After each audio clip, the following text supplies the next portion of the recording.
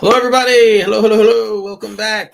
We've been gone for a little bit, but the season is coming. The season's upon us, and we are ready for it. It's been a long summer, a lot of stuff going on, but not a lot of basketball. We did have the World Cup, so that was a nice little distraction, nice little thing to add in for the summer if you're a basketball fan, but that was it, and it wasn't for everybody. I know that. So the NBA season is beginning. Training camps have begun, and we're here. We're here to talk about the 2023-2024 New York Knicks. And let me bring in the guys. Let me bring in the crew. Let's bring in Ty. Let's bring in Joe. Hello, gentlemen. Hello. What's good? Yeah, man. It's here, man. It's time. It's time to talk about real. Well, not yet, but almost real basketball. Preparing for real basketball. Let's put it that. That's what we're preparing for real basketball. Yeah, man. So as I was just saying, it was a long summer.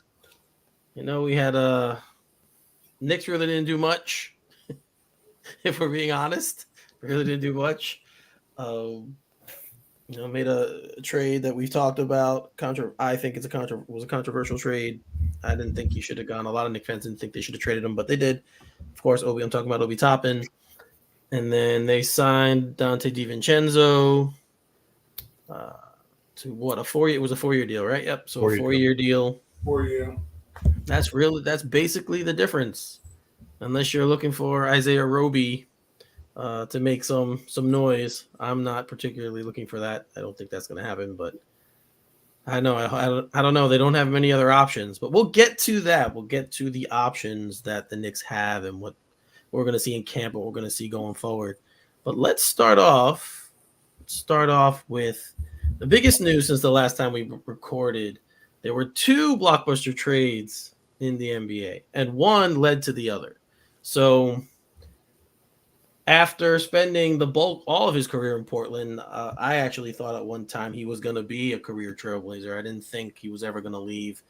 He had said as much. He had always talked about wanting to, win there. They drafted him, and he felt a sense of loyalty to the team. They made him a very rich man, as I remember him saying once. So, he felt like he owed them something. But as we know, the allure for winning a championship is sometimes stronger than that. And it finally caught up with him. Ty, you and I have talked about it in the past. Before we started doing the show about Lillard and how we thought he would thrive in a bigger market, and he needed that. He is a star, obviously, is an NBA superstar, but because he plays in Portland, he doesn't really have the national attention. I'm sure there are some people who may not be into basketball but know him from his rap career, because I know he's done a couple albums, so people might know him as a rapper. But first of all, when you heard the trade come, obviously it had been rumored, and all the talk was Miami. So when the trade first came down, what were your thoughts, and were you surprised it wasn't the Heat? Mm-hmm. My first thought was, thank God that's over, because we've been waiting for Dame to ask for his exodus for a minute now. There was rumors about him wanting to play in Madison Square Garden. I don't know if that's more fandom hope or just maybe Stephen A. Smith wanting to, pull some strings behind the scenes in the hopes of getting Dame Dollar in the Garden. He's box office, as he always likes to say, which is absolutely true. Yeah. I think those kind of dreams went out the window when we got Brunson. I think that the need for another guard that may lack the intangibles to play defense, lessened. As far as it goes with, I'm not shocked. We've been talking about it. The world has been talking about it. The basketball world, I should say, has been talking about him leaving. Many people wanted him to leave, but much like Kevin Garnett for the longest time, it was, the loyalty was stronger than the lure of wanting to play for what he deems as a super team or a cop-out and joining another star. We heard Miami. It was Miami or bust at one point. Rumors about Dame not wanting to report to any camp other than Miami. If he was to be traded somewhere else, of course, the league got involved with all that, and basically put a clamp down on such nonsense as that you're not wanting to show up, and also giving indications that you have plans where you want to go as opposed to the team making decisions for the player that's under contract. But I never thought it was going to be Miami. Not after hearing them believe that it was supposed to be Miami or Boston making those kind of demands. I think people forget that these franchise owners are wealthy people first and foremost, and with that comes a huge ego. So I think when you're trying to dictate the pace, I mean, these guys get paid an exorbitant amount of money. Dame is a very wealthy man for his loyalty. Portland exchanged his loyalty in return with money. So when we hear about, Dame being mistreated, I thought that was just a bunch of crock there. I mean, they both were in bed together. They both married the situations that they were both involved. Portland paid him for his loyalty, and, he performed under his contract for the longest time. You start to hear more of the rumbles of how it all came about, that Dame said, well, behind the scenes, that basically if he couldn't go to Miami, he wanted to stay in Portland. And the owner basically said, nah, Chief, you're gone. we don't want you here now. Because from what the rumors have been, been pushed, is that they've wanted Dame to really, disappear for a little minute now. Portland wanted to enter in a rebuild, but much like any superstar, we see it with Ewing when he stayed here, maybe past his stay, so to say.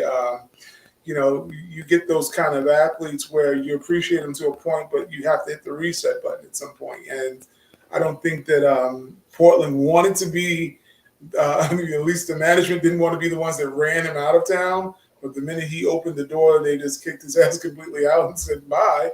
Bad PR move.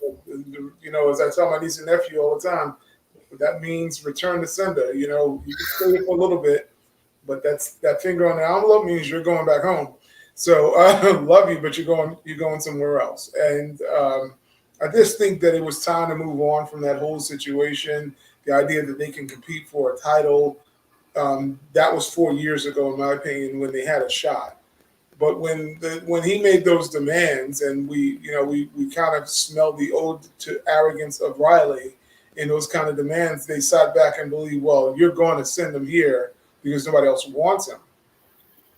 When I heard that, and knowing ownerships, like I said, they have to have egos. You don't get to that echelon of wealth without having some sort of ego involved.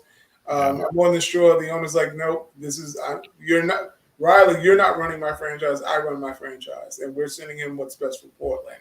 So that's when I heard that whole demand, and then the recant that, I didn't really say it that way. And then the commissioner got involved and said, he's out. I thought he was going to end up actually in Toronto. That's seeming like the right spot at that time. They had seemingly the right situation. They were more or less like Portland East in a sense. But, the Milwaukee thing kind of surprised me. It came out of left field, literally with him going there. Portland did him a great favor. He couldn't ask for a better place to land. People have penciled him already into the finals and winning the chip. So he landed in the right spot, but not shocked that it wasn't Miami, though. Yeah. I wasn't either when things started to turn and we started to hear that, like you said, the arrogance of Pat Riley coming in to say, like, well, hey, if you're not trading him here, he's not going anywhere, right? So you can sit on him all year if you want. And now you have that awkward situation. They were I think he was kind of banking on that. Didn't happen, though. Joe, what about you?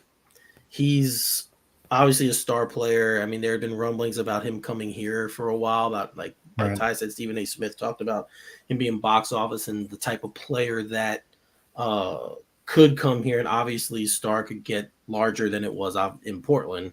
What did you think when you heard about the trade? And were you surprised it was Milwaukee? Absolutely surprised it was Milwaukee. like every NBA fan, I'd been following this story pretty closely because there wasn't a heck of a lot else going on. And Miami really stuck to 2 firsts and Tyler Hero. I think that was the biggest offer that they came to the table with, from what I understand. So I started to wonder if he was going to go back to Portland. I started to wonder if that was going to be what was happening. But I remember, when they started mentioning Toronto, I was like, you know what, that makes a lot of sense. That is a team that will trade for you and doesn't care whether or not you want to be there. I mean, they did that with Kawhi Leonard already, and that turned out pretty well for them. And they certainly had the assets to get that done.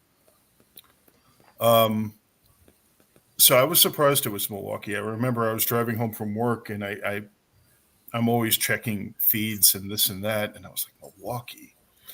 But in hindsight, it makes a lot of sense. Giannis's comments, everything like that.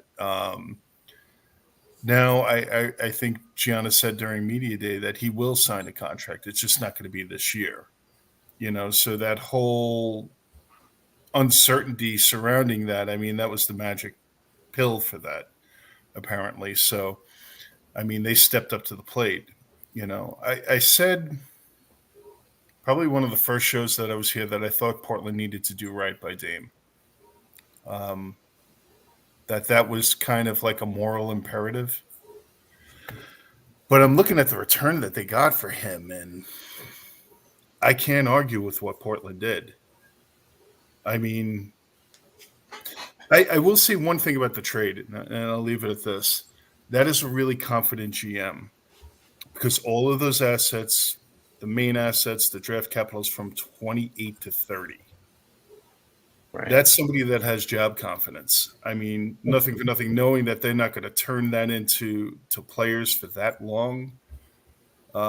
That's a bold move by a GM, especially one, in a league where they come and go, somebody that needs to prove that they can keep their job and show results on the court. To make that kind of a move is kind of brave for a GM, I think. But, I was surprised it was Milwaukee, man. Yeah, and you said one thing I actually wanted to bring up really quickly about Giannis's comments that, okay, he would sign now, but not this year. Mm-hmm. Why? Financial. He can sign for more money next year. Yeah. That's the same thing that Donovan Mitchell said, basically. Yeah. Okay.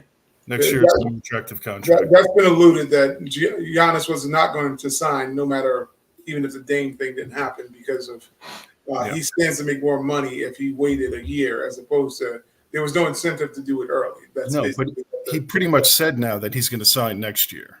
At least that's what I read today. It makes sense.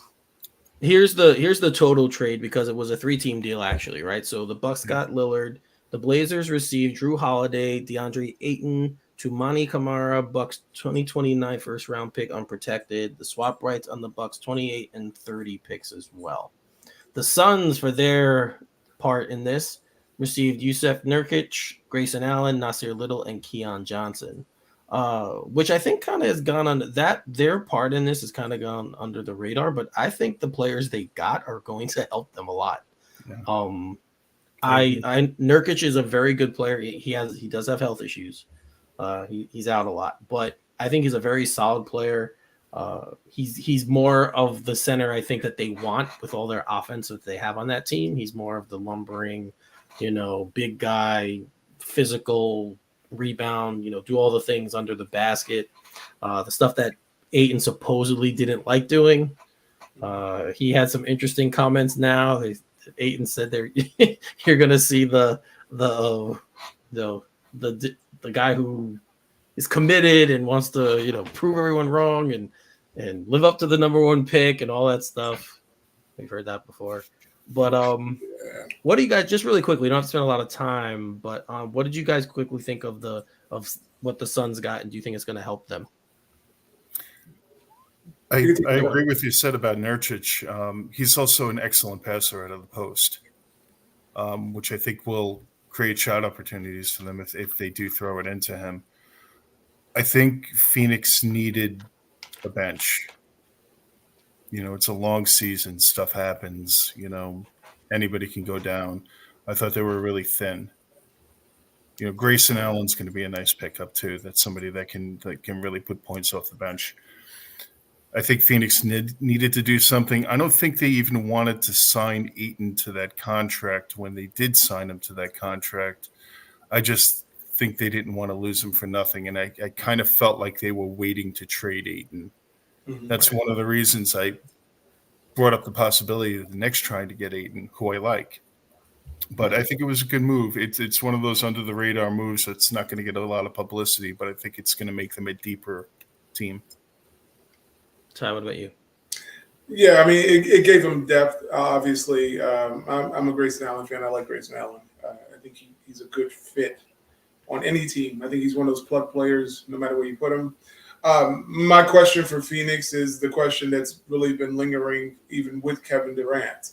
It's just an error in that franchise that they find a way of imploding at the wrong time for the last several years. They had one of the best leaders in sports, most people want to say, with Chris Paul, and they imploded. They keep doing it, and at one point we thought it was Ayton, and we thought it was, then Monty Williams gets fired, and then I don't know. I think that the question mark for Phoenix is leadership. Kevin Durant, fantastic player, one of the best to ever do it, but nobody's ever said Kevin was a leader. You got several guys right now. I think Devin Booker wants to be the leader, but I don't know if I trust his mentality as much to be the guy to correct the other guys. I don't see that. Maybe it's Bradley Beal, but Beal never won anything that made me feel like he's a leader. So I think that's the question mark that we're going to wait and see with Phoenix. They clearly have the firepower, clearly have the talent. Yeah, none of those guys have ever shown that. I agree with him. They have nothing. There's nothing. When I think about that team on paper, they're scary. When I think about them in my basketball mind, I wouldn't fear them at all because I'm waiting for that moment to happen where they're going to collapse. It probably won't ever be Kevin Durant really collapsing, but he would fall in line with someone else that's collapsing and hold their hands. So, we've seen this with Kyrie, the emotional roller coaster. He wants to be an empathizer. So I don't know. And we saw Durant. Durant hasn't looked like Durant. I mean, I know that's not a bad thing. Like if you get a 70 or 85% version of Durant, you're like not mad at the world because you still got one of the greatest players. But the Boston series, and now we saw with Denver that he's not Durantula right now. He's Kevin. And that's not bad, but it's like, do you have that guy that can just step into the fray and say, hey, get on my back? And I don't think he's that good. It's sort of like how LeBron is now. I don't think LeBron is, he's not that LeBron. He's LeBron James. He's not Ron or whatever you wanted to call him before. So we're seeing, a little mortality happening with these guys as they're beginning to age, which happens to everyone. But yeah, I don't know who the floor leader is. That I don't see Bradley Beal's that guy. I just don't see it. And who's the coach now for Vogel? Yeah, I like Frank Vogel too. I wanted the Knicks to get him when he's the when he left Indiana or fired from Indiana. I had no problem with them getting him, but I think we saw in LA what happens when the star takes over. I can see the players kind of sunning him. I don't know. That's just the way it seems like with him now that he went from being like a babysitter basically in LA and LeBron was the coach. And he was also playing basically second fiddle because they wanted Kid. They never wanted Vogel. So, you got that whole dynamic. I don't know. And Isaiah he's the GM or the president or whatever. He's involved and friendly with the owner, but I don't think he's the GM. That's Poison Ivy from DC Comics right there. It's just not tell us something we don't know. We know how that story ends, right? We know how that story ends. You've seen that movie. With that dude, I just don't see anything. He's been destructive everywhere he's landed. And including Detroit, really. But Detroit was just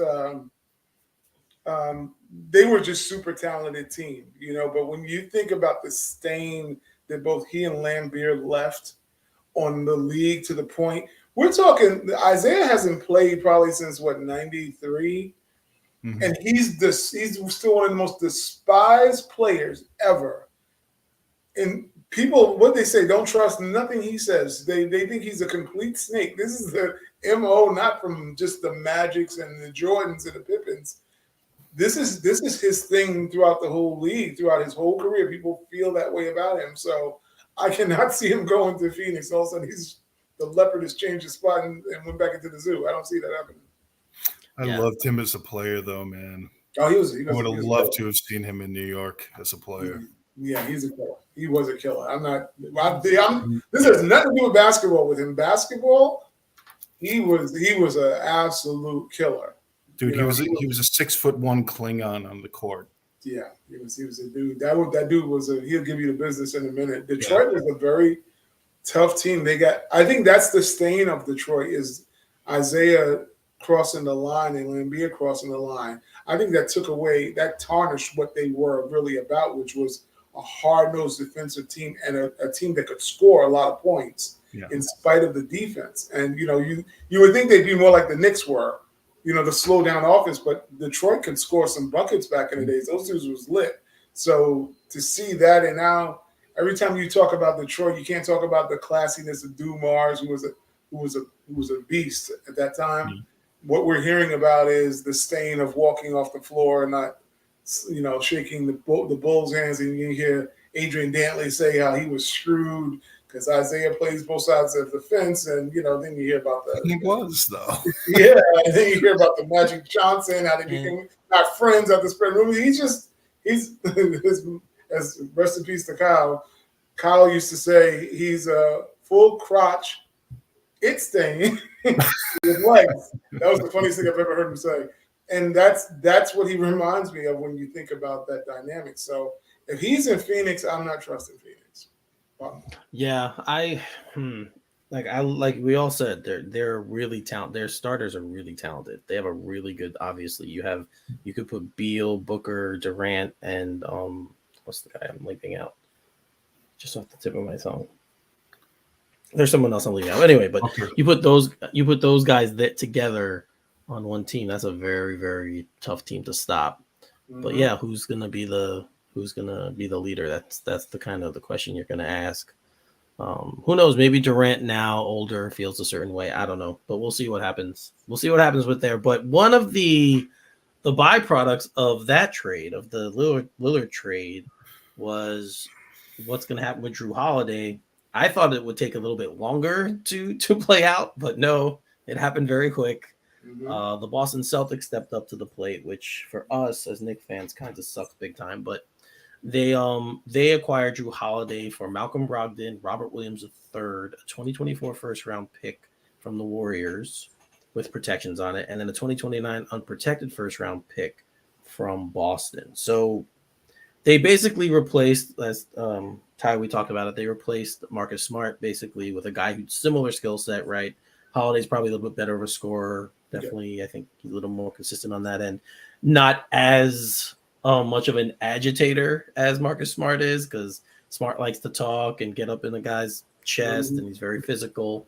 So I don't think they're similar players in that regard. Holiday uses his length, and he uses that part to play defense. But both still tremendous defensive players, and they were missing that. Boston put together a nice squad too. We have to be real about it. Yeah. You have Brown and Tatum already. Now you add Porzingis if he's healthy. Then you have Drew Holiday. That's a tough foursome if everyone's healthy and clicking. It's going to take time for them to gel, of course. It always does.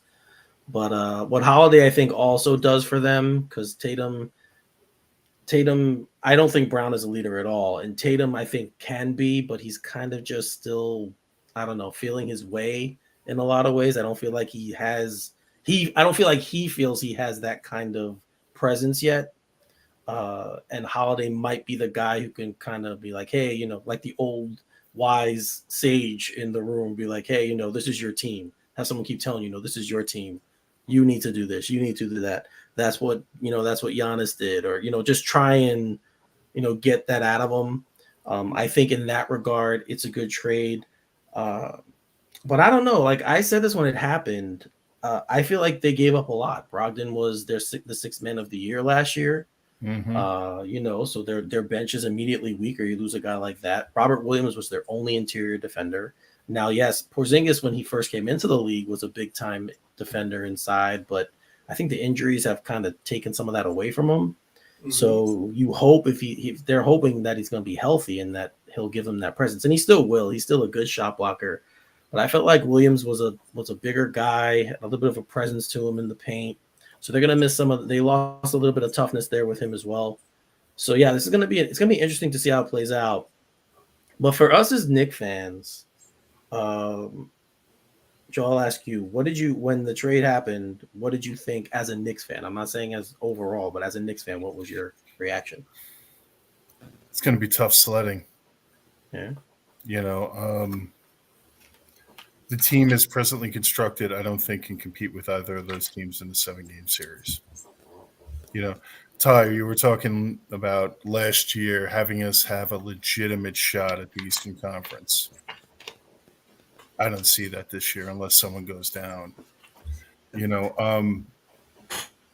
Eric, you brought up a really interesting point when we were messaging back and forth on kind of Facebook Messenger about how the market for trades has changed over time. I mean, seismic change. Think about this.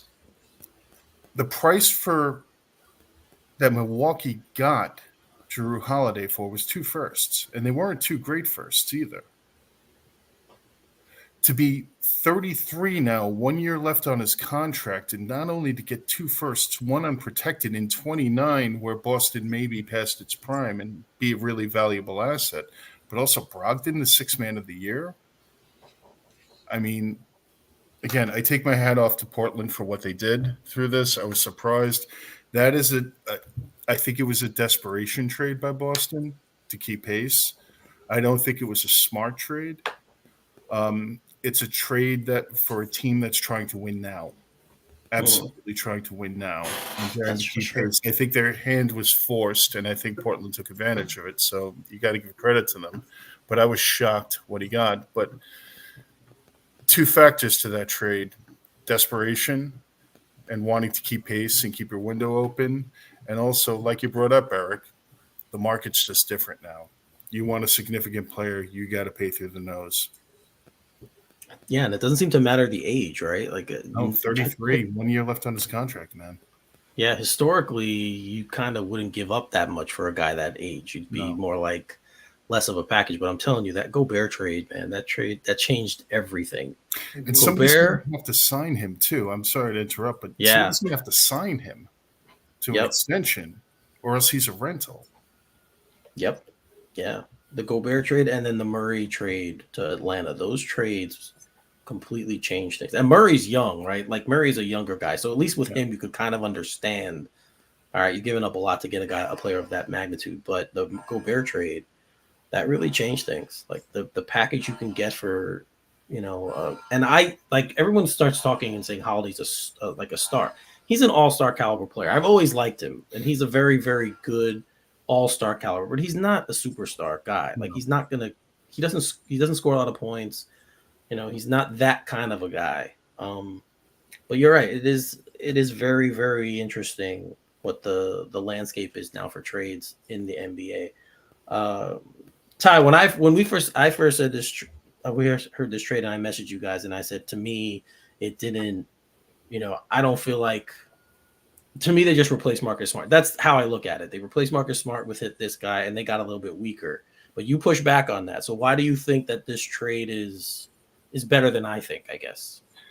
Well, I think on paper, when you think about what the Celtics needed, they needed a floor leader. Jrue Holiday will be that. They needed someone who's going to play more of the point guard role, which is something he can do. I think he averages about 7 assists a game. So that dynamic's covered with that. And he plays on par defense probably with Smart, other than Smart's more physical. Here's my pushback though on, like, I think when you get a guy like Drew, like I said, we're talking about just on paper. We look at Dame in Milwaukee on paper. That's fantastic. You say pencil them in. You look at the Boston Celtics, you see the obvious improvement, what seems to be an improvement at the 5 spot with KP. You know, you're looking at the talent, just talent base alone. If you would go talent for talent, Robert Williams and KP, you go KP. You know, we go to Brogdon or Smart, you go Drew Holiday. He's got a ring, he's got the talent. Here's my pushback on Boston, and the same thing can apply almost to Milwaukee. I mean, we got to first talk about chemistry. That's the first thing. But there's something about Boston that bothers me because we're going back to what Smart brought to the table. And I don't even know what Marcus Smart is, to be honest. I mean, I know he's a great defender, but there's some guys or players that you get that fit that team. And they probably won't fit any other team in the whole entire league, like Draymond Green. Draymond Green is a Golden State Warrior. You put him anywhere else, he's irrelevant. He's not a Hall of Famer. No one's going to utilize him that way.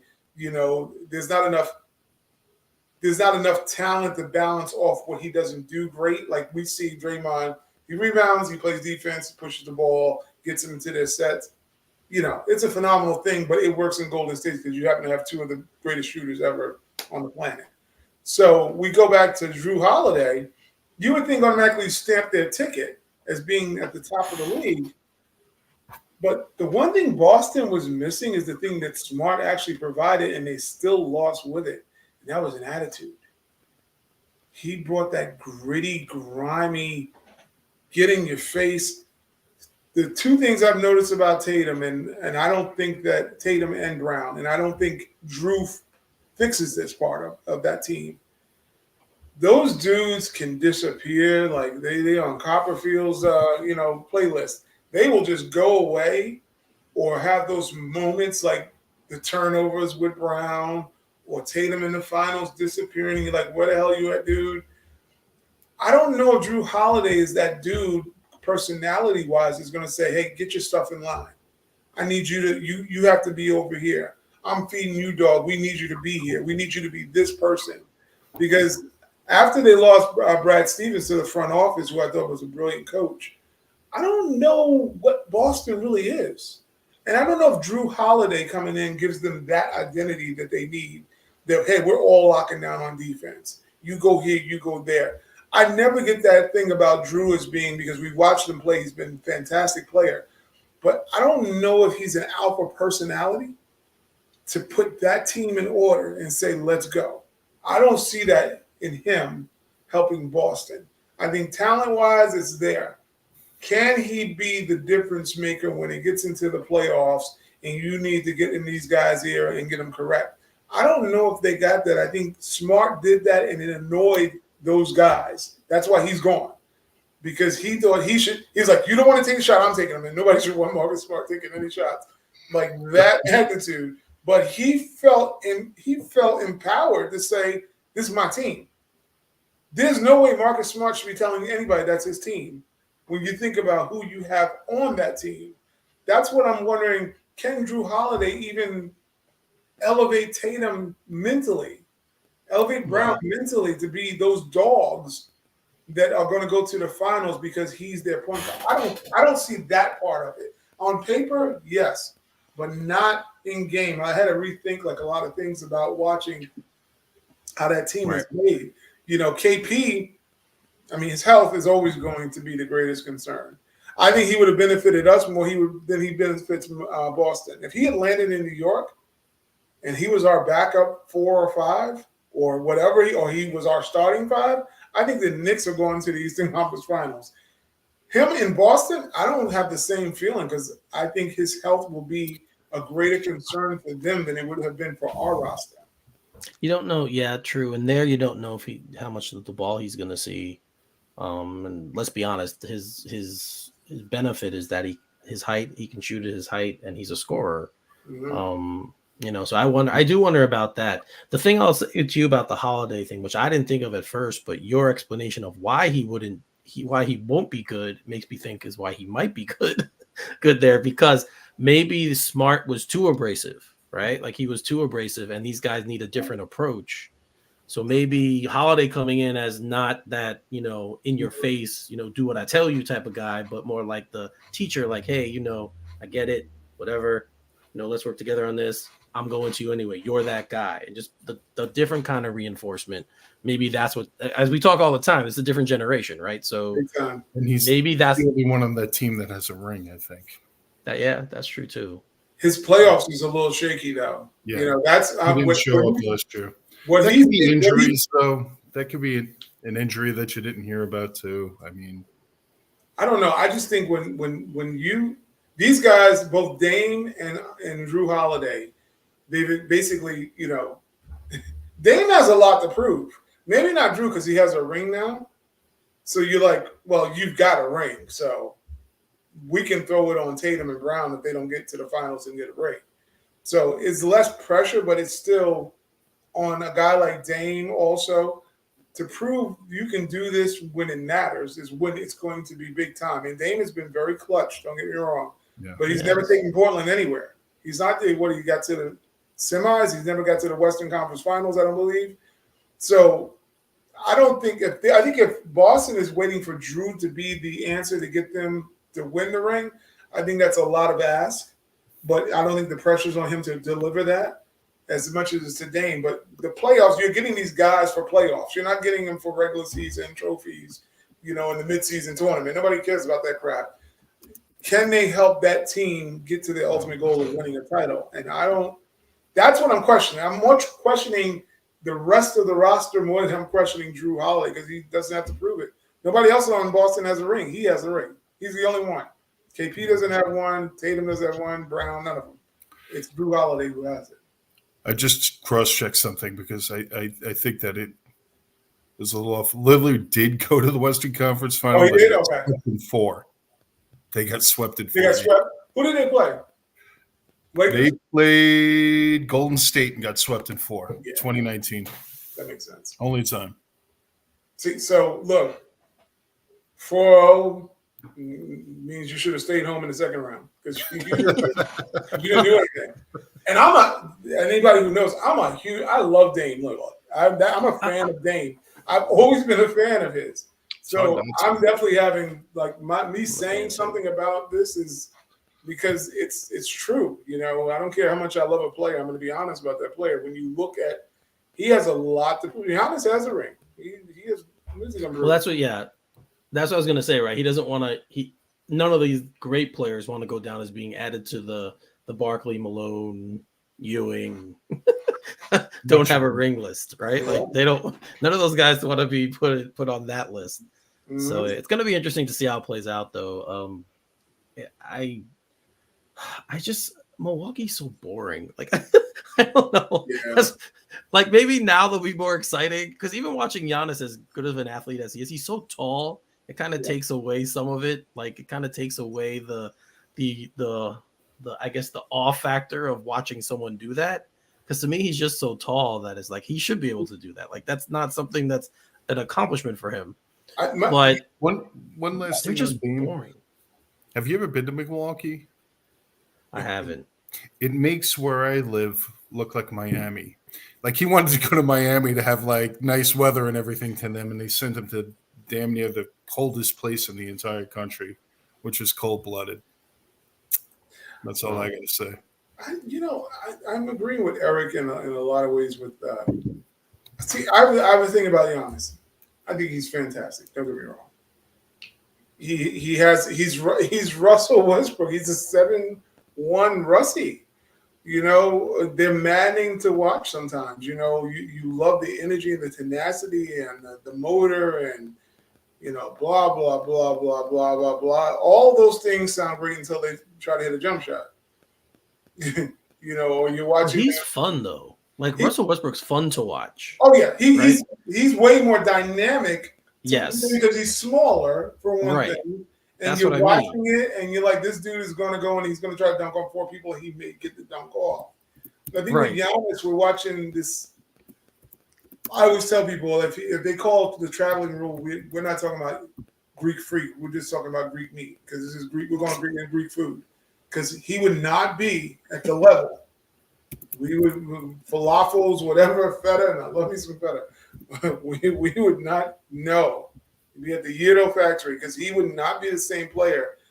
That 3 and 4 steps he's allowed has made him an elite talent. But if you watch, they called the game to the letter of the law like we all grew up watching. There's no way in hell that dude is. They're like, he's covered the whole floor in 3 strides. Yeah, and he took 4 or 5 steps to get there. So yeah, you're pushing a narrative like he's some super athletic dude that's reinvented, the strides of the game. But he gets away with a travel probably 90% of his game. Where people used to dog Ewing, like, oh, Ewing took 3 steps. Well, Giannis just took a whole little moped and everything. Right to, a lot of guys. Right, Yeah, right a lot of guys do that now. Like, I notice it more than I ever have. Like, we've always talked about the step back that Harden did. That used to be that would be a travel in the past. Now it's just a shot. Like, it's something that they've added to the. It's how that goes. But and we'll touch on Harden a little bit because that guy's just he's a circus all in of himself. Oh, like that guy is. He is just crazy. But let's get into media day with the Knicks. There were some good little things that came out of it. I thought it was nice to see the Brunson, RJ, Julius panel interview. I felt like for the first time, like there's an acknowledgement that there is kind of a mid 3. We always say big 3 or mid 3. I still consider them a mid 3. So it's kind of the first time you got to trademark that. Yeah. Right. So you have that listed there. It was nice to see the little playfulness about the World Cup and the little between RJ and Brunson. And Brunson's like, you can talk to RJ about that. I don't want to talk about it. He's like, I had a great time. Like, what are you talking about? So it was nice to see that. Yeah. The questions about the trades and Randall was kind of cutting off the trade, like that conversation. They were kind of, barking up the tree, and he goes, like, we're not going to answer those questions. Like, why are you talking about that? So it was fun to see that. But I think the biggest thing that came out of it was probably the Tom Thibodeau, Evan Fournier stuff. Now, I don't think he meant anything malicious by it, right? We all know what Fournier had his comments where he was saying, like, oh, I don't want to be here, but I'm here, and, I wish it was different, but I'm just going to continue to, do what I do and show up and be the best teammate. So they asked Thibodeau about Fournier and his situation, and this was his quote. He goes, I have great respect for him. I didn't go into the season thinking we were going to do the things that we ended up doing. We did it because we weren't having success one way, so we adjusted. And then the next group went in. It's hard to argue with a 37-22 record and a +5 net rating. It is what it is. Your job is to stay ready, go out there and do it, and be part of a team. So he's not wrong. He's not wrong. He's not wrong. You're right. He's not, and you can't argue with the stats, right? You can't argue with that 37-22 and a +5 net rating. Do you think? But I'll ask this because this recently came up in the NFL too, so it's kind of fresh in my mind. Ty, do you think it's right for him to say something like that publicly in the media about a player? Well, yeah, because the player came out and said something public in the media too. So for me, I'm not the biggest Tom Thibodeau fan, but he has every right to defend what it is that he believes in. And I'm one of those people, when you got receipts, you cash them in. I mean, what he's telling is the absolute truth. The results are there. But this is nothing different than what I think he would say, no matter if it was Evan, if it was someone else, or a reporter coming in and asking a question. And he's going, oh, look at the results. That's who he is. He's just very, very, you don't know what you're talking about. Let me explain to you why you don't know. And I don't feel like answering the rest of it. That's his attitude. Yeah. And it probably, in all honesty, it probably works best here in New York to be the way he is, because you can't have an emotional response, but you have to be very exact, and you probably need to punch, and you got to learn to counterpunch in New York media and against the Knicks fans also. You got to have that toughness. Like, you give it to me, I'm gonna give it right back to you, because that is New York attitude. You give me crap, I'm gonna give you crap back twice. And he knows the lay of the land. This is not his first rodeo here.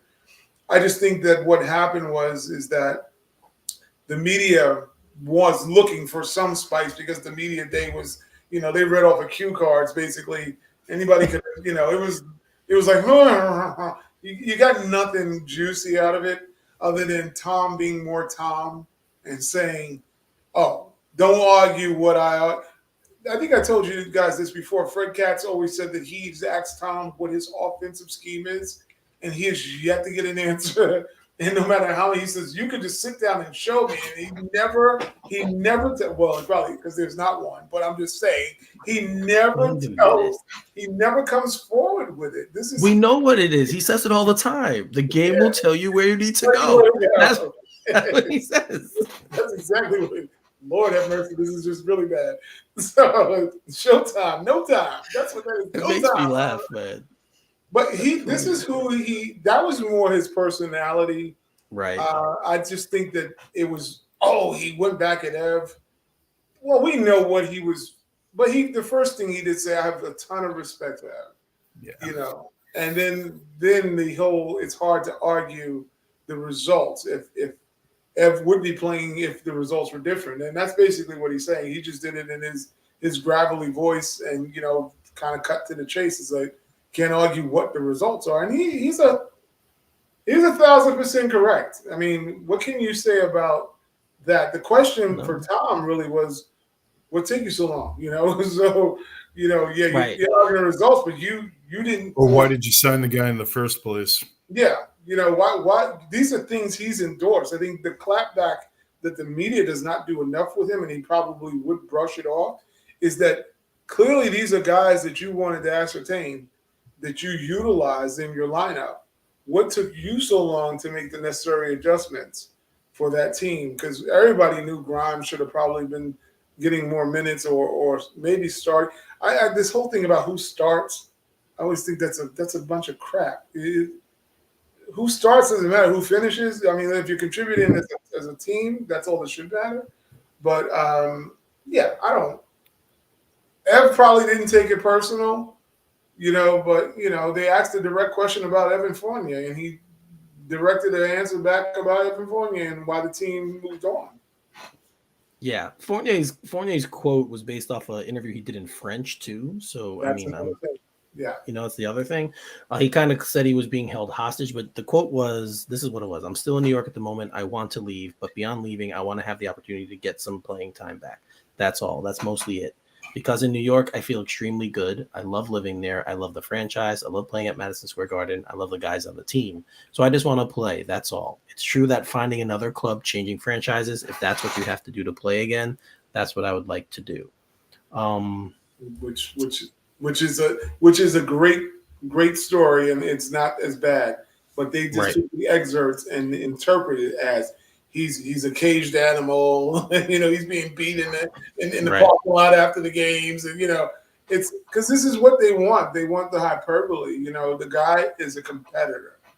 He just wants to play. He wants to play, and he's always been very forthcoming.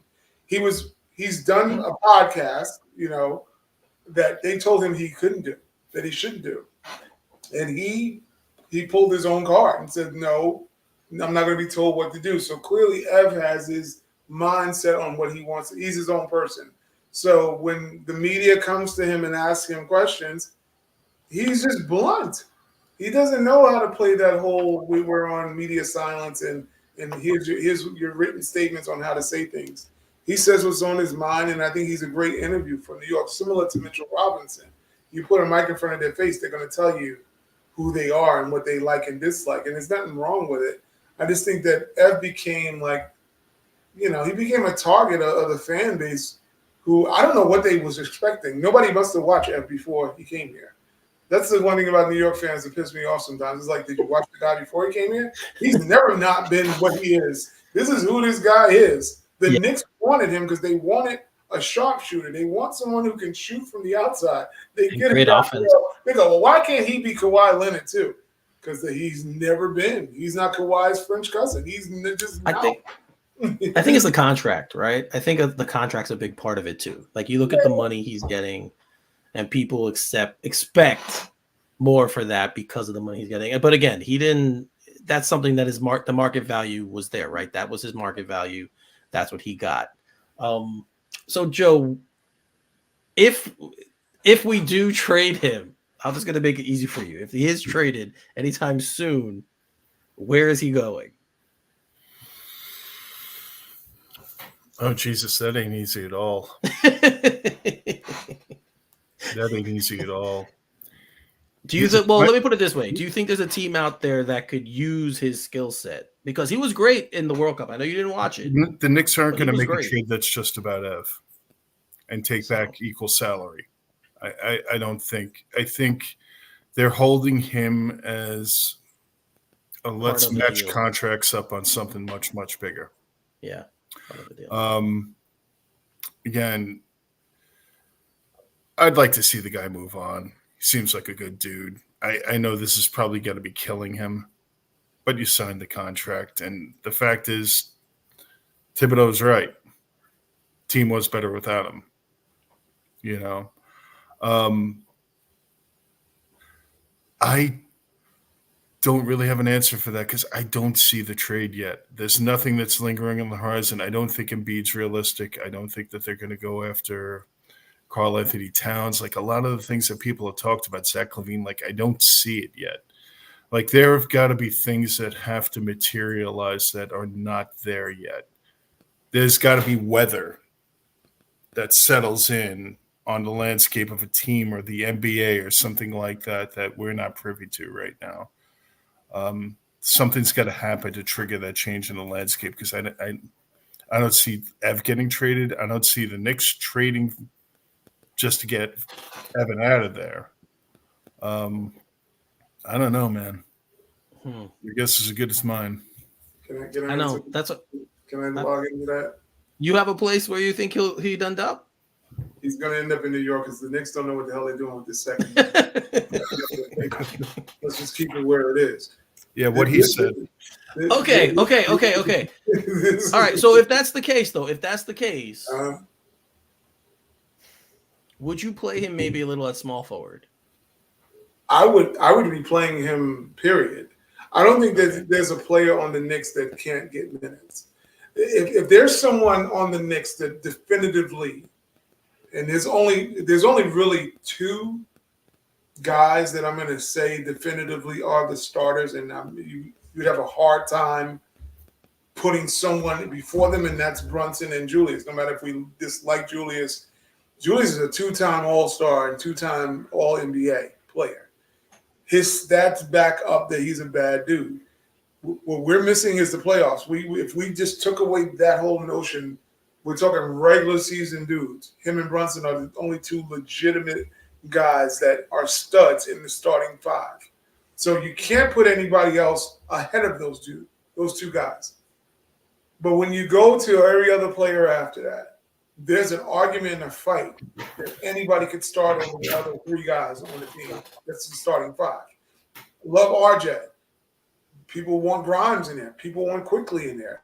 I'm not saying that would be my take, but I'm saying there's enough competitiveness and RJ has not ascended enough to say, this is my spot. You can't have it. You're not even on this level. There's not one Knick that has that extra level where you feel like dude can't start, the dude behind him cannot start over him or take some of his minutes. So when you look at a guy like, if Grimes is struggling, you mean tell me Ev couldn't get his shots? You tell me quickly struggle, you tell me Dante couldn't take over his minutes? Well, he didn't though, right? Like in the playoffs, we probably could have used the Fournier in the Miami series just to kind of stretch the defense out a little bit. That's all we wanted. Yeah, right. But he didn't play. He didn't. But see, this is the issue. This is the clapback with Tom coming back with we were negative whatever. I mean +5 whatever. He is completely right about that. But you weren't in the playoffs. See, this is where we're not getting at. In the playoffs, you got your ass handed to you by Miami. See, this is the difference, and it's because you lacked a perimeter score. There was no one There was no one that can get a bucket on the Knicks besides Brunson in those games. They couldn't shoot. No one on this earth is going to tell me that Evan Fournier, FIBA Fournier, the guy who's been in the clutch, the guy who set the Knicks record for 3-point shots, you telling me he can't hit 2 buckets? Come on. At least be a threat, right? At least He's be a threat. They can't double down and smother Brunson when you know this dude has a legitimate resume for hitting shots. Quentin Grimes don't got a resume for it. IQ, no resume for it. Grimes, no resume. RJ, no resume. Julius, no resume. Listen to the bad resumes of who the Knicks tried to space the floor with. And I'm not trying to hear that Ev can't play defense. Julius can't either. A lot of the Knicks couldn't play defense. Brunson cannot play defense. Terrible defensive player. He gives an effort. The thing is that people look at Evan. Maybe it's the French connection because of Weiss. Nobody wants to have, the Ntilikina effect. I understand. People just don't like French players in New York, and it's understandable. But I'm just saying, we're talking about for a small stretch of basketball in the playoffs, where you sometimes have to utilize guys. Look at what Denver did. Look who Denver utilized in the finals. Look who Miami utilized. It's just, the D-League guys helped Miami get to the finals. I'm not trying to hear that people can't give you pockets. In a game where you can say, let's do something to distract the defense, to keep them honest. Because what Miami showed was they knew Brunson was the only option. They knew he was the only one that could take a shot, and they smothered him. I think the best example of the guys you brought, like Duncan Robinson, was out of their rotation. Gone. And then he came in and he hit big shots in the playoffs. So there's your example, right? Like Fournier could have been that same type of guy who was out of the rotation, but we need some scoring in the playoffs, a perimeter guy. He would have been perfect. Joe, you wanted to say something on this, I could tell. No, it's gone, man. All right. Well, we got a couple more things to chat about. So and then we'll call it a show. But the next thing I want to bring up was apparently the Mitch Robinson offensive explosion is about to come. Like this is the year we're going to see it. According to his trainer. Now, this is what his trainer said. Mitch has developed a few go-to moves with his back to the basket. Coach Tibbs give him that freedom on the offensive end. I have never seen a trainer do something like this. And then he called him Peanut too. Like I was like, all right, that's an interesting thing to say. Like I know it's a Southern thing. Like we were talking about it in the chat, and I'm like, well, there was a player for the Bears named Peanut Tillman. Charles Tillman was a cornerback. His nickname was Peanut, and everyone called him Peanut. So I'm like, it's not the first time I've heard an athlete with that name. But Joe, I'll go to you. Do you think we're seeing this year the birth of a new? I'm not gonna say Kareem. That's too good. who can we put out there? A new offensive center in the form of Mitch Robinson. Do you think that's coming? Do you think we're gonna get that this year? And that's a serious question. No, this is the fun portion of the show. We're having fun right now. I think baby steps, man. Hit some free throws, learn a drop step, get a good drop step move, into the paint. I like Mitch. He's a little awkward to really be that kind of player. He is kind of an awkward dude if you've ever seen him move, run, all of that stuff. He blocks shots and he rebounds. He's real good at that. Do I think he could develop something or give us something? Yeah, that would be great. But the notion that he's going to come in and be some kind of an offensive factor on this team is ludicrous.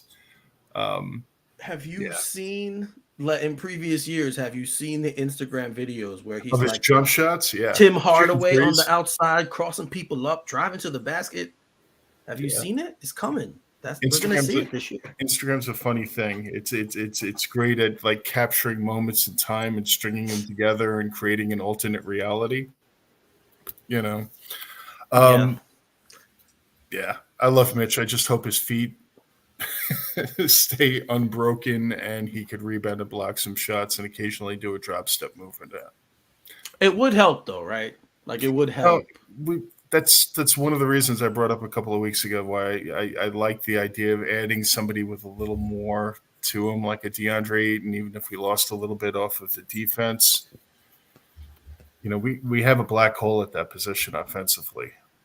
And it's not like we're exactly an offensive juggernaut from positions 1 to 4. We're not talented enough on that side of the ball to have someone contribute basically nothing but putbacks. Or in lobs, yeah. And even those have kind of dried up a bit. But I tell you, you're rolling your eyes, man. I know. I love Mitch. Well, first of all, we shouldn't say him because he's not the one who said this. No, I don't think he put it in his trainer's ears to say, tell him I'll become. He's the ventriloquist speaker into the Google speech. Tell him I said this. Yeah, and tell him. And by the way, while you're at it, call me Peanut. I don't think that was something he put in his trainer's head. Maybe his autocorrect went off. I don't know. So, oh man, it was funny to read. It would have been funnier if it came from him. Like I could imagine him saying it, and I would have laughed. He should have wrote it over to Thibodeau. It's been that would have been funny. Coming from him, I could imagine. I could just see. I've been working hard. Give a brother. Oh, that's funny. That's funny. Oh man, Mitch. I think, in all seriousness, with Mitch, I've always thought he could have benefited working with Ewing to get a move. I think he needs a move. I don't think he needs to try to expand beyond that. I liken what he could do to what JaVale McGee does. He has a hook shot. He has a very good hook shot. He's very tall and lanky. He puts it up high. You can't block it. JaVale's athleticism is better than Mitch's, but I mean, that's somebody he could. I mean, Mutombo had a hook shot. I mean, he had a hook shot. Mutombo wasn't this stellar offensive scorer, but he gave you doubles every night and 4 blocks. So I just think Mitch probably, and it's really I think Mitch wants to be involved. Obviously, he works hard enough to be involved in the offense and plays call for him. I just think he's in the wrong coach's corner. Thibodeau is not running a damn play for Mitch Robinson. He better eat when he sees an opportunity at the buffet line, and he better finish. And he's better make it so that he can blow off the coach. That's the only way he's going to get touches and score. He's got to blow off the coach and ignore him. You know what Derrick Rose said? He used to tell Obi, he's like, don't look over at the bench. Like Quickly so stubborn. He doesn't care what Tom thinks. He's just going to go out and hoop. I think that it would behoove Mitch to go out and just hoop. When he saw the opportunities at some point last year, he took a guy off the dribble and just went to the basket. And we're like, oh, you got it in your bag. I just think when you have a plotting center or a plotting 4 that's not, as athletic as you are, maybe you do that. Mitch's hands are not great at times. I mean, he's not a terrible athlete. No. I think he's become less athletic. When he first came in the league, we had him. He was blocking 3-point shots. Dude was a hard, a great athlete in that sense. He was tough. Long arms. Yeah. But it's like, I don't see the footwork that he's going to catch the ball back to the basket, because it has to be a back to the basket move. That's what he said. 2 moves back to the basket. Yeah, he's got to be almost like a bounce and a hook. Fed, bounce, hook. Does he have that touch? I don't know. Not if his free throws are in these eyes. The offense has to be in the low post. You have to be fed. The offense exactly getting him the ball in that position too. I don't think that we have one that can do that. No. I don't think we have one guard. I'm probably willing to put a dollar on it. I don't bet, so I'll put $1 on this one. I don't think the Knicks have one guard, maybe because Dante I've not seen play. I'm going to maybe say Josh Hart that can feed the post on a player in a half. It's not difficult.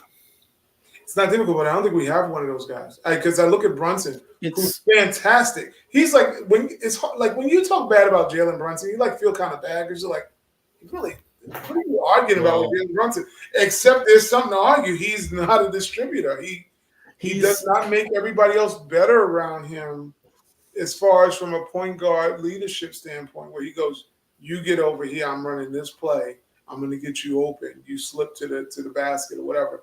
He doesn't have that. So when I look at Mitchell Robinson, and then you got the spacing, you have that break spacing in order to post. So can Mitch find somebody if they double? Because if he went to Julius' school, we know that's not happening. Because Julius cannot tried that before. Julius cannot come out of the double team in the post and then finally he can find his son in the crowd. That's how bad he cannot see. I'm just saying he is really not good vision-wise. I just don't know. Wouldn't you not come really quick at Mitch as soon as he puts that ball down? I'm stripping him. You'd have to almost be like you ISO him on one side of the floor and then bring everyone over to the other side. You have to. They're not going to do that. They're not going to do that. I don't know unless he improves. They wouldn't even do it for Obi. Dude. And listen, and Obi definitely had a better offensive game. They said, Obi, go out. Obi Ori, go out and shoot these threes. Obi Ori, yep. Obi Ori, go shoot those threes. So we know Mitch is not getting the Ewing treatment, or he better be ball. You better become him. That's what he better. He better dribble it up the court. And just take off. That's the only way I can see him scoring. Well, we talked about I put Patrick Ewing in here. We know his point guard for many years was Mark Jackson, especially in the very early parts of his career. And apparently, Mark Jackson is going to be back calling games on the MSG network, the home broadcasts, giving Clyde a break every once in a while. Or I don't know how they're going to divvy it up. I don't know how this is going to work. I don't think it's going to be three guys, but maybe they will.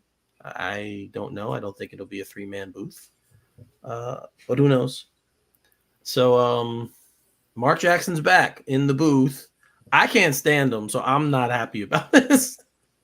But Joe, how do you feel about this? Are you happy he's back? Do you like him as an announcer? I love him. I can't stand him as an announcer. I hate watching games with him and Van Gundy calling the game. I'd rather hear Doris Burke calling a game than either one of those guys. I'm not looking forward to it. And the worst thing is, as you guys know, I used to stream from all these different areas. I just signed up for MSG Plus today because I don't have cable, so I'm going to be getting all of that. Mama, there goes that man. Yeah, I put that there. Mama, there goes that man. Get ready for some hand down, man down. Whatever. That's just stupid. I'm guilty of liking this, and I'm going to tell you why I'm guilty of liking this. How can you not want to hear him and Clyde call a game? I don't know how you cannot, because that's going to be crazy. Especially if Giannis and Antetokounmpo and how we know Clyde cannot say the name. Are you kidding me? This is full on entertainment about to happen at MSG with the announcer team. We know him and Breen get along good. So, but Clyde and him, I hope they call games together, because the butchering of the name and the fact that Mark talks about everything but the game. Oh, it's gonna be interesting. Don't you think the novelty of that is gonna wear off like really quickly? Like it's gonna be fun.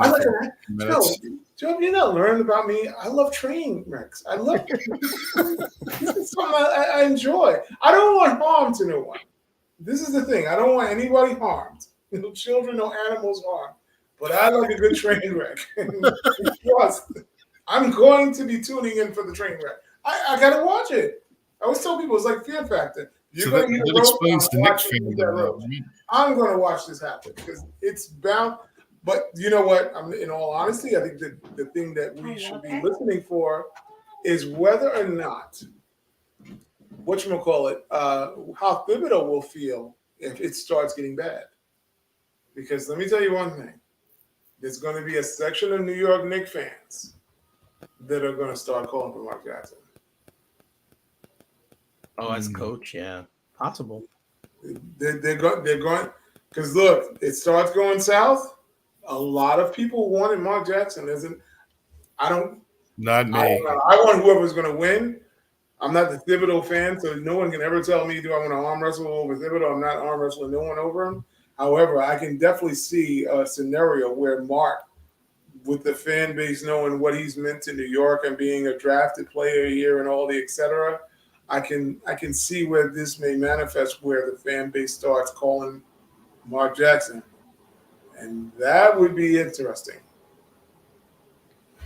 Yeah, man, I'm not a fan. I can't be. I'm not gonna lie.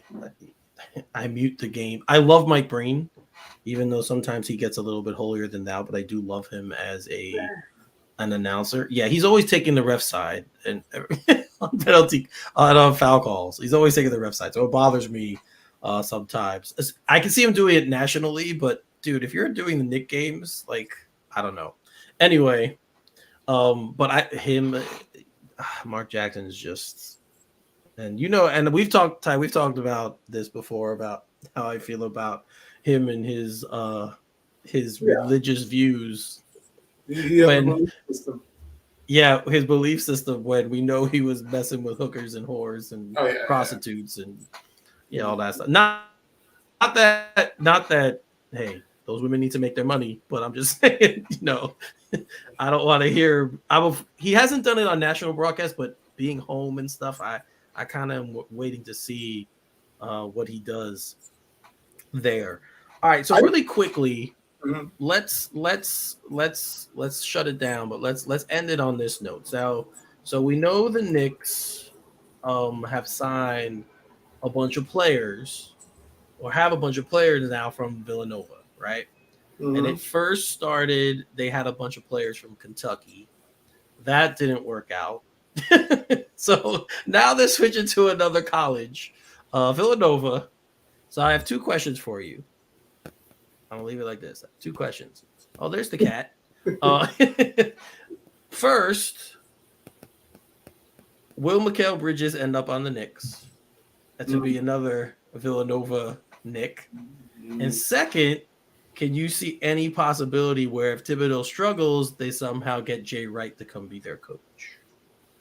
I'll let you both take it, or I'll let you take one and the other one take the other. You guys can. I'll be really concise with this. No to Mikal Bridges. I don't think they're trading them to the Knicks, period. And I think there'd be a robust enough market out there for him that if they even wanted to trade him, and I don't see why they would, his contract is incredible for what his production is. I mean, he's one of the best values in the NBA. There would be a robust market that they wouldn't even have to talk to the Knicks. They would get an incredible return on that. Jay Wright, maybe. That has crossed my mind before, because if they were going to replace Tibbs has equity with Brunson.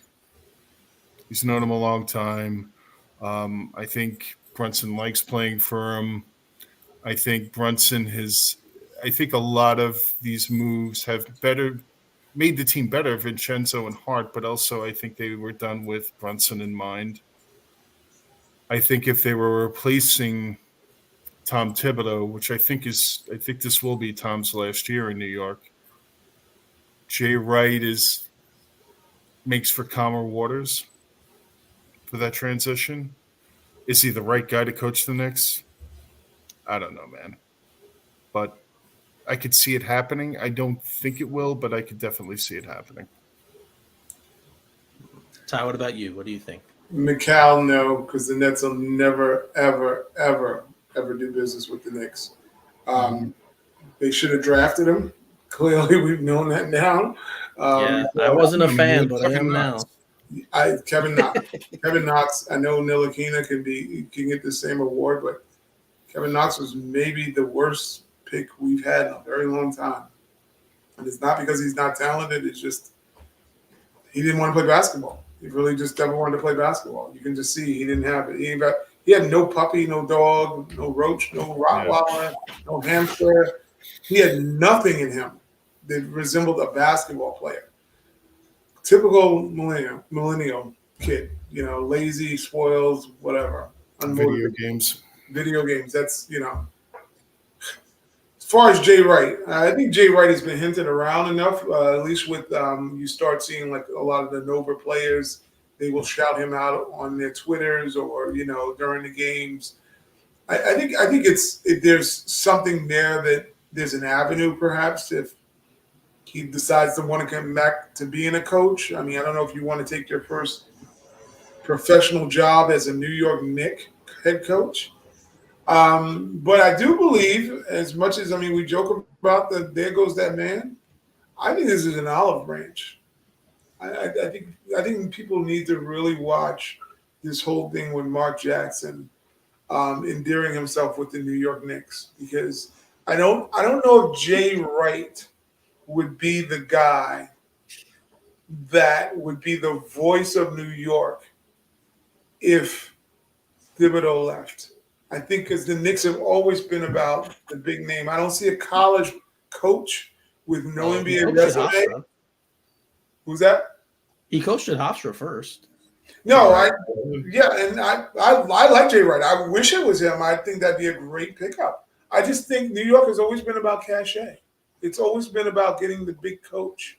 When we saw Thibodeau, we thought, Kenny was the better choice, and Kenny didn't get the job. Kenny would have made a hell of a lot more sense than Tom. We've known this. The most unassuming coach we've probably had were under Phil Jackson's watch, which were Jeff Hornacek, and Derek Fisher was the surprise coach, because no one thought a player basically coming from the floor out of the locker and into the head coaching job. Usually that's not how it works, because players, you just play with the guys you're trying to coach. It doesn't work usually that well. I'm asking who who our owner is. What's the next splash? Johnny Bryant? I don't think so. Jay Wright? Would he even want to take the job? I'm telling you, I think this Mark thing. Why would you go get Mark Jackson? Just think about that as you're a Knick fan. Do we need another announcer? No, that's what I don't like. For me, it's just that he's a New Yorker.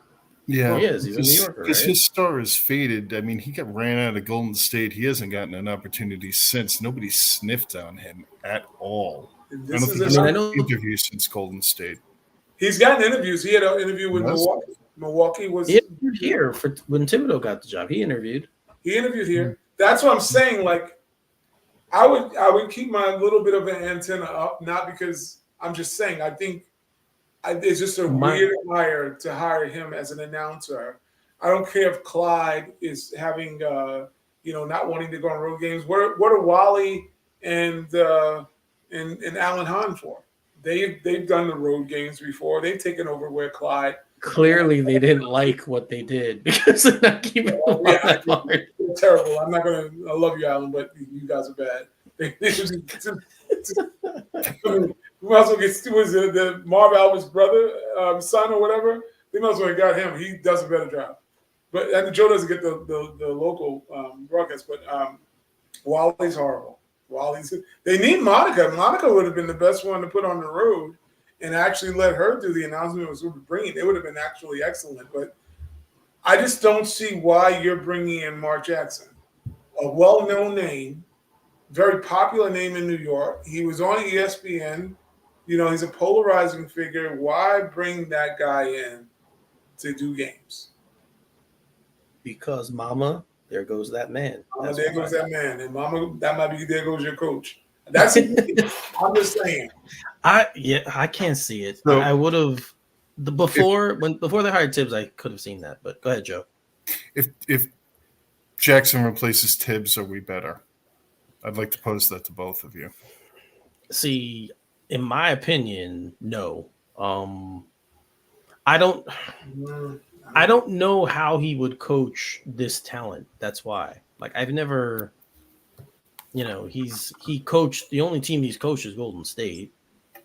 And I mean, Yeah, he was there in the beginning when they built the team, but he built a certain style. He learned, obviously, he's played for great coaches, Larry Brown, Rick Pitino, um, Lou Carnesecca. Like, he's played for excellent basketball minds in his career. Larry Uh, Sloan. yeah, like he's played for some really good coaches. So, he definitely has the experience, I guess. But He I has, don't know how he would be with this kind of a team. he That's has a great that's basketball mind. I mean, when you think about point guards, yeah, I think he's like one of the top 5 assist guys all time in the yeah, NBA. he is. So Mark as a player, I mean, he had to be smart because he wasn't athletic. So he was a brainchild on the floor. I don't know what his style is. I never really. He had 2 of the best shooters ever. That makes your job a lot easier. He built a lot of confidence in those 2 guys. I remember when Golden State was, I forgot the team they were playing, maybe it was San Antonio. That first year they got beat, but he made them hellified. They were very competitive. They almost beat San Antonio. I don't know what style he would run. I mean, would he be great for Brunson to see the floor or help to see the floor? Maybe from that position he might help, but I don't And know. I don't know. I do think the religious stuff would be a problem nowadays. I do.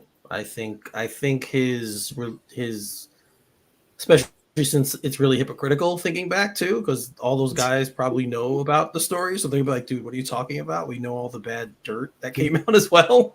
Huge judgment But is off. yeah, like I don't. I think Yeah, he's had to learn from that. I think he had to learn that he's got to shut the hell up. I don't think he could. but then why doesn't he have a job? Like you said In it. San Francisco, next to San Francisco in the Bay Area, some of the Of all things that he said, Of all places, I know. that's just. I know of all places to be. of all places, Yeah. there's a contingency out there he should have definitely been aware Yeah, of. he should have considered that. I don't question how smart he is. Again, It's personality. we're all in on this team. These guys are signed for a long time, 3-4 years, all of that. I don't know. I stick with Tibbs if I'm given the option between the 2 of them. Give me Jay Wright. That's what I said. I would If Jay Wright could coach this team. Yeah, if he's gonna coach in the NBA, this would be the the easiest transition for him because of the players we have. Yeah. Guys who know the way he wants to play, know his system. They can come in and be like, yeah, obviously you have to tweak it for professional basketball. It's a little different. But still, I think that would be the easiest leap. And he's a big enough of a name. I mean, he's a 2-time national champ, or maybe 3-time college national champion coach. He'd fit that part of it, Ty, like you said before, the name. He'd fit that part of the description. So again, it'd just be a matter of, does he want to coach in the NBA? He's still a fairly young man. How old do you think Jay Wright is? He's got to be, I think he's in his late 50s, maybe early 60s, but he's 61. Yeah, he's 61. So, like I said, I'm looking at the Mark Jackson hire. Just to me, is very weird. I don't get why. I mean, I don't got nothing against him. I mean, he should keep his opinions to himself. I don't like people that are on fire talking about their religion or their beliefs or whatever. That's got nothing to do with your job as a coach. I agree. And he should have kept it that. This is business.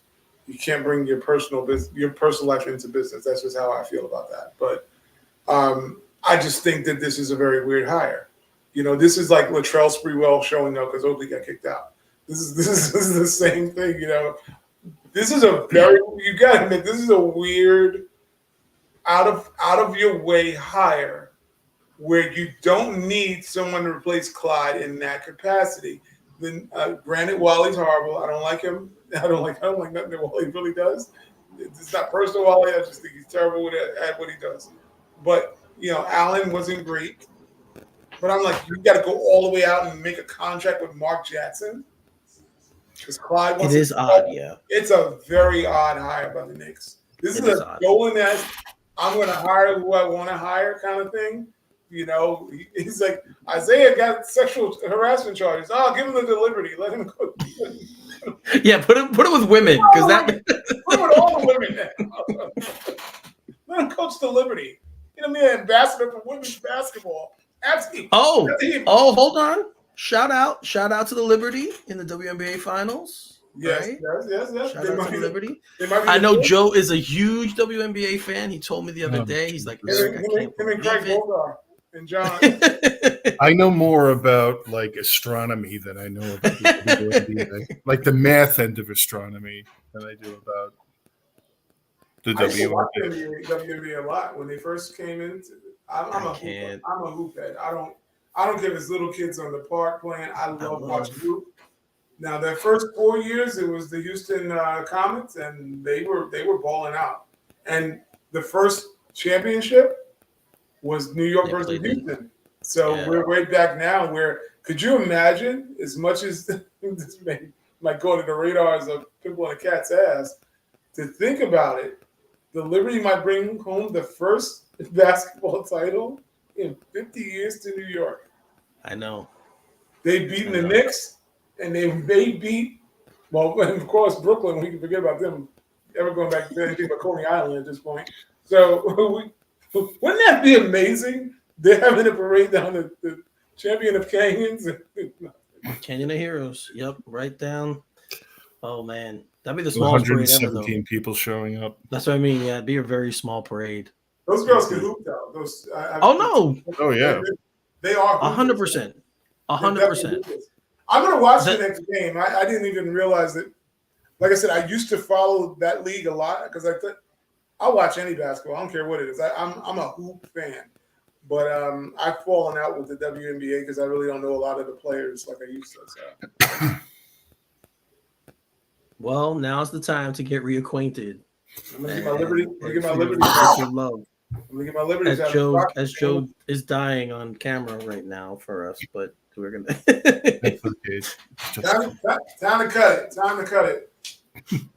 All right, fellas. So we're going to shut this one down. Joe, talk about your new Twitter handle. Go ahead. Give everyone. Oh, Jesus. Yeah. What? I'm on the Twitter. What? There it is. Oh, you're the X. You're the X now. Yeah, seriously. It took you so long to get on it. They changed the name, so now it's Yeah, I haven't even told my wife yet. She's probably going to run me out of the house. She still gets on me for even having a Facebook page. I'm like, I got to talk to my Knicks guys. That was like my excuse for having a Facebook page. I was talking to all of you guys and over the years. So yeah, I'm gonna get it tomorrow when I have to break down. But yeah, I am at Upstate Joe AQU for all Knicked Up, and yeah, I am on the Twitter, man. There you go. So now you guys can bother him. Now you guys can bother Joe a little bit on Twitter. All right, Ty, your turn. I have no followers. You can be the first.